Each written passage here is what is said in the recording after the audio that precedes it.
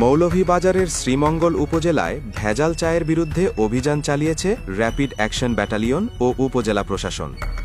মঙ্গলবার উপজেলার সিন্দুর খান ইউনিয়নের সিক্কা গ্রামে আব্দুল করিম নামের এক ব্যক্তির বসতবাড়িতে গোপন সংবাদের ভিত্তিতে এই অভিযান পরিচালনা করা হয়।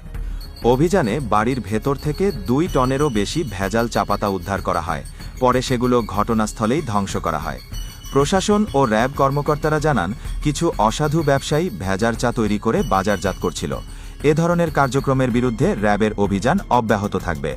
এ ঘটনায় ভোক্তা অধিকার আইনে সংশ্লিষ্ট ব্যক্তিকে 50,000 টাকা জরিমানা করা হয়েছে। এদিকে প্রশাসনের এ অভিযানে স্থানীয়দের মধ্যে স্বস্তি ফিরে এসেছে। তারা ভেজাল চায়ের বিরুদ্ধে এমন অভিযান নিয়মিত চালানোর দাবি জানিয়েছেন। আমি এসপি মোহাম্মদ আরিফুর রহমান, শ্রীমঙ্গল র্যাব ক্যাম্পের কমান্ডার। তো আজকে আপনারা আমাদের অভিযানটা সম্পর্কে দেখেছেন যে আপনারা সবাই জানেন আমাদের শ্রীমঙ্গল একটা পর্যটন এরিয়া, এবং এই এরিয়ার সবচেয়ে বিখ্যাত যেটা আমাদের সেটা হলো চা পাতা, এবং চায়ের রাজধানী বলা হয় আমাদের মৌলভীবাজারকে। তো এই চা পাতাটাকে আমরা পর্যটকরা যখন আসে সবাই এখান থেকে চা পাতা ক্রয় করে, এবং এই চা পাতাটা সারা বাংলাদেশে এবং পৃথিবীর বিভিন্ন দেশে এটা রপ্তানি হয়। তো এই চাহিদাটাকে মার্কেট চাহিদাটাকে কেন্দ্র করে কিছু অসাধু ব্যবসায়ীরা ভেজাল চা পাতা প্রোডাকশন করছে। আমাদের কাছে গোয়েন্দা তথ্য ছিল, সেই তথ্যের ভিত্তিতে আমরা আজকে এখানে এসেছি।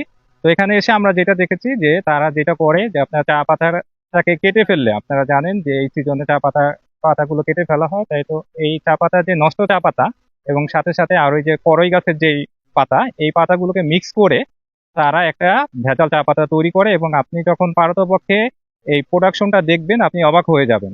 এই চা পাতার ফাইনাল যে প্রোডাকশনটা সেটা থেকে আপনি ডিফারেন্সিয়েট করতে পারবেন না যে এটা অরিজিনাল চা পাতা না নকল চা পাতা। তো আমরা এখানে আজকে এসে তাদেরকে আমরা হাতে নাতে ধরতে পেরেছি। এখানে বিপুল পরিমাণ চা পাতা আপনারা ইতিমধ্যে দেখেছেন যে তারা এখানে প্রোডাকশন করতেছে, বিভিন্ন ফেজে তারা এখানে করেছে। তাদের এখানে গোডাউন আছে এবং বস্তা ভর্তি করেও তাদের এই প্রোডাকশনটা রেখেছে।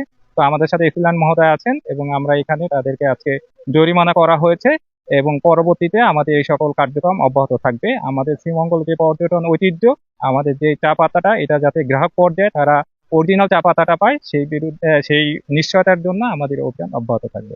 ধন্যবাদ সবাইকে। আপনারা আমাদের যে ক্যাম্প কমান্ডার মহোদয় যেভাবে বলেছেন যে আমাদের এখানে আপনারা জানেন যে চা কন্যা মৌলভীবাজার এবং শ্রীমঙ্গল চায়ের রাজধানী বলা হয়, এবং এখান থেকে যত পর্যটক যারা আছেন তারাও চা কেনেন, প্লাস বাংলাদেশের এবং বিদেশেও এখান থেকে চা রপ্তানি হয়।